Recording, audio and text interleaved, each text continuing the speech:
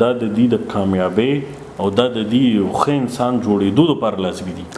زما په خیال خو مونږ شکر الحمدلله مسلمانان یو بیا پښتانه یو او چې هغې سره زما باچاخانې شون د دې نه علاوه لکه چې ته باچاخانې شون ته یو ښه مسلمان پرفیکټ انسان شوې نو د باچاخانې کې امن هم دی پښتو هم ده غیرت هم دی حیا هم ده او عدم تشدد هم دی نو که زه وایم په دې دور کې د یو سړي زوی یا لور دا باچاخانې شو نو هغه د هیڅ قسمه فکر نه کوي ځکه چې هغه به یو مکمل او ښه انسان وي او بهترین انسان وي د معاشرې دپاره د کور دپاره د فیملی دپاره او د خپل ځان دپاره مستقبل ګڼئ چې په 21مه صدۍ کې چې په دې ټایم کې د پاکستان سیاست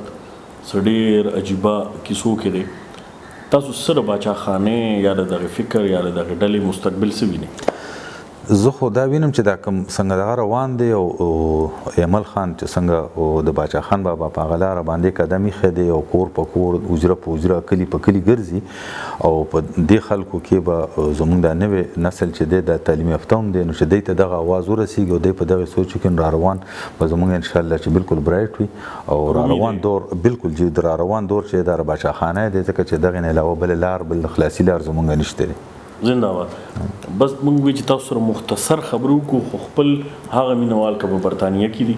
هغه مینوال که دلته کې په شاه منصور کلي یا هغې ټولو ته یا کم ځوانان کول تاسو پیژني هغې ټولو ته څه پیغام ورکول غواړئ؟ زه خو ټولو ته د باچاخانه مینه باندې اول سلام کوم او پیغام ورته دا ورکوم چې راپاسئ وړومبی د باچا خان بابا دا زما ژوند او زما جدوجهد کتاب د دې نه شروع کړئ دا راواخلئ دا سټډي کوئ تاسو به برایټ مایند شئ د خپل قوم سره د خپل ولس سره د خپلو خلکو سره د خپلو وروڼو سره د خپلو تربورانو عزیزانو سره به ستاسو مینه هم پیدا شي او په تاسو کې به د ښه انسان جوړېدو او قوت را پیدا شي او تاسو به ښه انسانان شئ نو چې کله موږ باچا خانیان شو مسلمانان موږ هسې وموهو پښتانه هسې وموهو نو ښه مسلمان به هم شو ښه پښتانه به وموهه شو زما په خیال د دغې نه به سیوا دغه نه وي. ډیره مننه. زموږ یو مشر د زیدې هغه به وی چې هغه ته چا وی چې څه کول پکار دي ژوند کې هغه بس 15 وخته مونځ کوئ او نیشنل پارټي کوئ بس دا بس تاسو د بقا لارې د خپل ځان ډیر زیات خیال ساتئ او د پروګرام په آخره برخه کې به موږ د فواد خانوالي سره د هغوی بچي به هم تاسو سره ملاو او د هغوی د